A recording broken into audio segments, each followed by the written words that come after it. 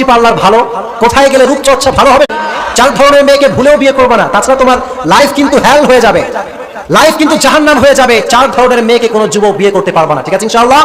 দেখো নাম্বার 1 হচ্ছে তারা, ইমাম গাজ্জালি রাহমাতুল্লাহি আলাইহি তার কিতাবে উল্লেখ করেছেন, যেই যুবক, যেই বিবাহিত মানুষ 4 জন মেয়েকে বিয়ে করে ফেলেছে, 4 ক্যাটাগরির মেয়েকে, তার কপাল শেষ।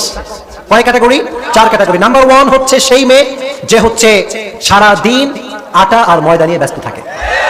এরকম মেয়ে মনে হয় বাংলাদেশে নাই। আহেরা, এটা নাম হচ্ছে আহেরা, যারা সারা দিন কোথায় কোন ক্রিম পাওয়া যায়, কোথায় কোন বিউটি পার্লার ভালো, কোথায় গেলে রূপচর্চা ভালো হবে, সারা দিন এটা নিয়ে ব্যস্ত থাকে। এরকম মেয়ে আসনা নাই।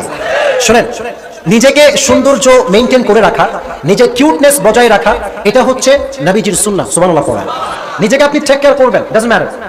সব মেয়েরা নিজের যত্ন নিবে, এটা কোনো সমস্যা নাই। কিন্তু কিছু কিছু মেয়ে অতিরিক্ত মাত্রায় বাড়াবাড়ি করে, ওর পুরো ঘর দেখলে মনে হবে ঘর কম বিউটি পার্লার বেশি।